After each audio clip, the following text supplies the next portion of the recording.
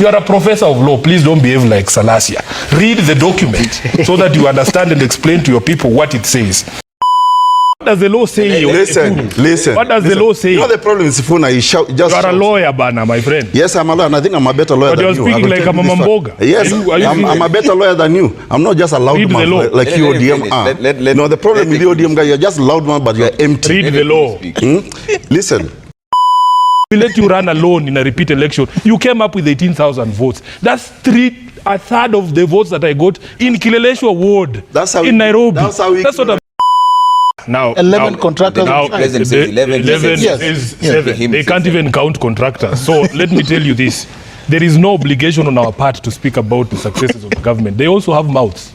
Let them go out there. They have a government spokesman. They have cabinet secretaries. They have parrots like him. Let them talk about those successes. It is not incumbent upon us to talk about those successes. Number two, they have... Yeah. No, but let's be parliamentary. Let me finish. Let's be parliamentary. We are not in parliament. How can we be parliamentary? We are on TV. We are not in parliament. King is not here to protect you. We have to speak the way we speak. This is not parliament. I can say. Who says I cannot say? This is not your show. It is his show. You cannot call people let me finish first. How can you say this is a lie? It is the English language. If something is not true, it's called a lie. This is not parliament. In my custom, you don't talk to elders or people. Pokomo custom. We are not here under Pokomo customary law. We are not here under Pokomo customary law. Talk with respect. Talk with respect. What I want to say here. This is not a... Now, secondly, Trevor, I can forgive Salasia for refusing to read this document and assuming Sifuna signed it. But I cannot forgive Professor Ojenda. Because, Professor, you are a lawyer. When you see people running away from a document, and that's the reason I have brought this thing here, because there's been a lot of nonsense being said about the contents of this document. Luckily for us, all of us here, we are lawyers. They know about the parole evidence rule, that once the contents of an agreement have been reduced into a document, you do not introduce oral evidence to explain its contents because the document will speak for itself. The people who are supporters of this animal, called broad-based, are running away from the contents of the document. That is why the president gets annoyed with me when I remind him what the document says. So when you see Ojenda coming and telling us, oh, there is the document, then there's a philosophy. Read the document. This document is not what brought the former chairperson of ODM into government. As I've said, Trevor, that so-called broad-based animal started existing in Ruto's mind before this document was signed. This document was signed on 7th of February 2025. People like Ojenda don't introduce things that are not there. You are a professor of law. Please don't behave like Salasia. Read the document so that you understand and explain to your people what it says. No, but let's be parliamentary. Let me finish. Let's be parliamentary. We are not in parliament. How can we be parliamentary? We are on TV. We are not in parliament. King is not here to protect you. We have to speak the way we speak. This is not parliament. I can say. Who says I cannot say? This is not your show. It is his show. You cannot call people let me finish first. How can you say this is a lie? It is the English language. If something is not true, it's called a lie. This is not parliament. In my custom, you don't talk to elders or people. Pokomo custom. We are not here under Pokomo customary law. We are not here under Pokomo customary law. Talk with respect. Talk with respect. What I want to say here. This is not a public rally of ODM. You can't come here and start calling the president lies. If you want us to operate, the president is not a Pokomo. The president is not a Pokomo. He's not an elder. Kenyan. He's not an elder. Okay, Mungatana, hold on. No, Sifuna. Not call us here under Pokomo customary law. Correct. So let him take Pokomo customary law back to Garsen. I was not going to sit and listen to Ruto's lies as an elected official, so I chose to stay away from that debate. But I'm saying, the point that I am making, you need in terms of publicly correct. Okay. Sifuna, what are your thoughts on that? Because he says that nobody really speaks of the successes of this government. Is that true? Because even the president himself yesterday said he was cautioning people to stop mocking him when he spoke about the road in Mandera all the way to Isiolo, 750 kilometers. He said that people made a joke out of it, but it was literally a matter of life and death, and we have contractors on site. There are already 11 contractors. Yeah, now 11 contractors. Now the president says 11 yes. is 7. They can't even count contractors. So let me tell you this. There is no obligation on our part to speak about the successes of the government. They also have mouths. Let them go out there. They have a government spokesman, they have cabinet secretaries, they have parrots like him. Let them talk about those successes. It is not incumbent upon us to talk about those successes. Number two, they have national communication. They have a national broadcaster. They can go there and talk about those successes. And when you talk about those things, nobody sees those things on the ground. William Ruto famously one time said, there is a road called C41. It passes outside my rural home. He stood on the sunroof and said the road is complete. And I use the road every day. It passes outside my home. So those are the successes he wants to parrot, but Kenyans on the ground can see that there is nothing happening. Number two, Trevor. The mission in 2027 is to rescue our country. Whatever it takes, Trevor, if it takes Sifuna losing the Senate of Nairobi to kick William Ruto out and make him a one-term president, so be it. That is a higher calling than me being senator. You know? So I am telling you, Ekuru, you have what we call delusions of grandeur. Nobody wakes up thinking about Ekuru or Third Way Alliance. We let you run alone in a repeat election. You came up with 18,000 votes. That's a third of the votes that I got in Kileleshwa Ward in Nairobi. That's what I'm telling you. How ignorant so you are. I am telling you, look at the results. you Ekuru, you overestimate. No, I am responding to the things that you're saying. Don't be bitter. I'm not bitter. This is how I am, Trevor, and you know me. I am responding to the things that you have said. You are insignificant in the political calculations of the country.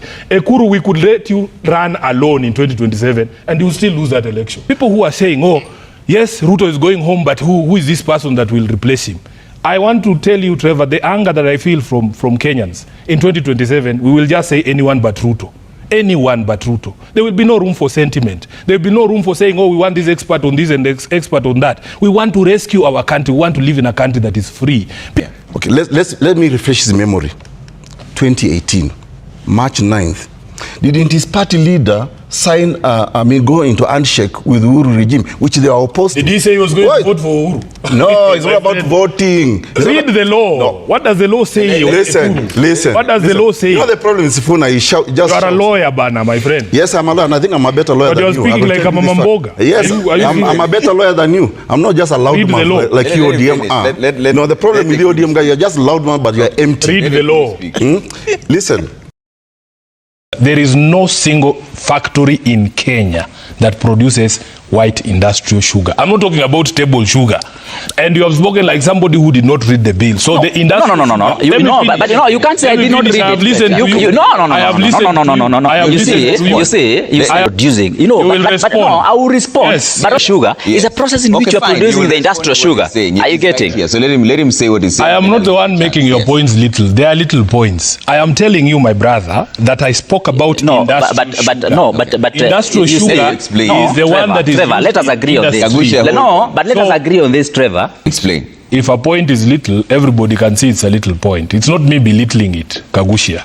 I spoke about industrial sugar. Do you know the distinction between white industrial sugar and sugar?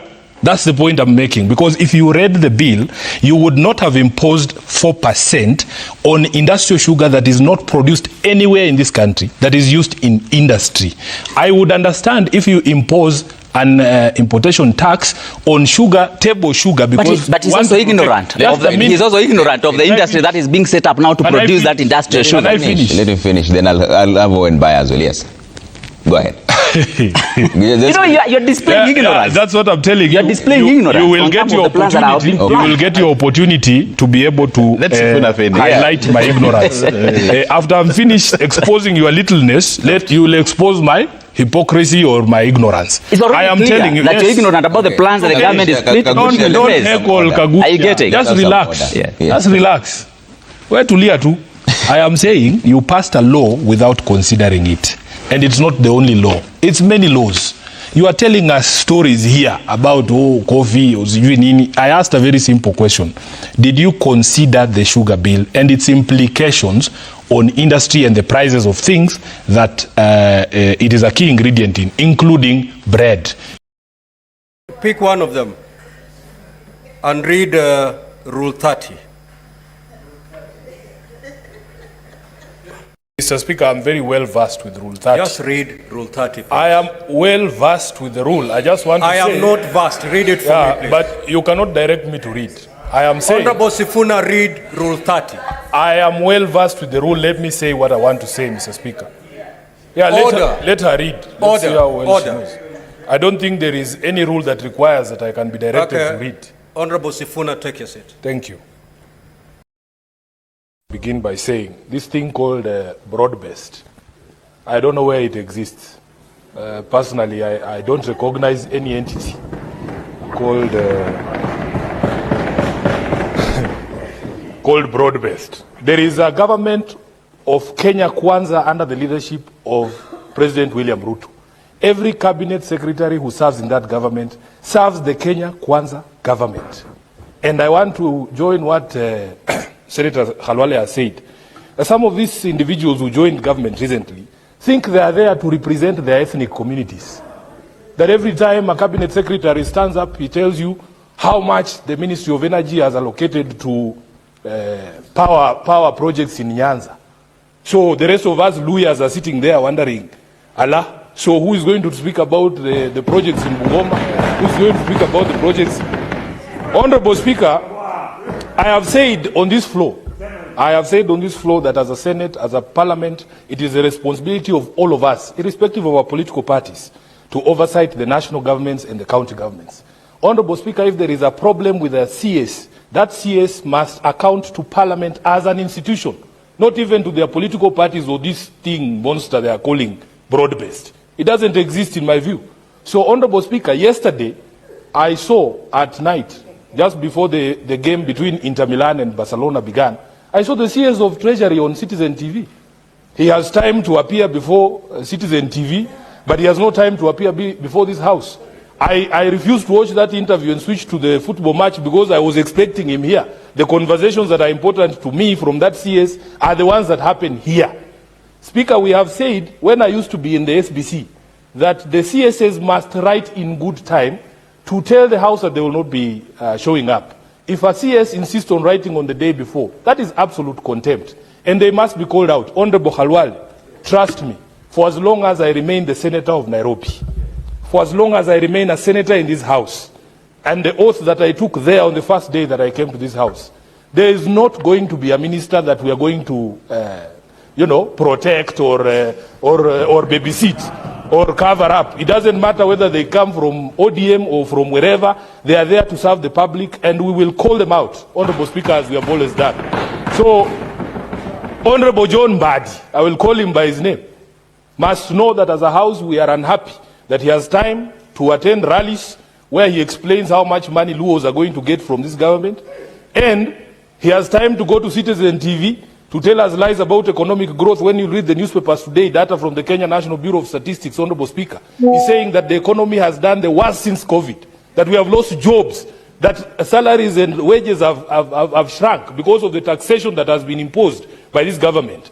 Then you go on Citizen pontificating there about the work that you are doing. Honorable Speaker, we will call out these cabinet secretaries without fear. Mimi siogopi mutu. We will say these things publicly because that is what we swore to do. Honorable Speaker, that CS, in fact, you need to confirm to this House if since he was sworn in as CS, he has ever appeared here. I have never seen him here. I have never seen him here. Where? Yeah.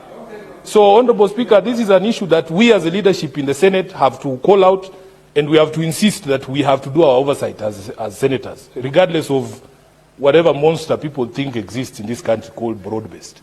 Thank you, Honorable Speaker. Honorable Speaker, the rules of this House require that statements are approved by your office and that when they come to the floor, they shall be read as approved, as is. Can we confirm from this text that was approved by the Speaker whether the question of one term or two term was included in that statement by the Senator for Nandi? Because this is not a place for jokes, Honorable Speaker. We are not here to play games. Let him confirm to us, and the Speaker, you can check whether that word that he has used is in that approved statement. If he wants to make his own statements, he can go to rallies there in Kapsabet. But here we are here for serious business. You don't waste our time listening to rubbish. Language, please withdraw that bit.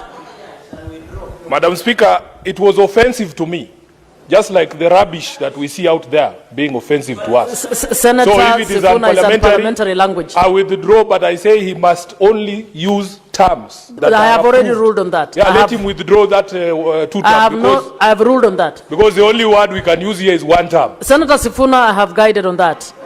So Once he withdraws the two term, the one term will disappear automatically. Can he withdraw the offensive words first? Senator Cherargei, please withdraw.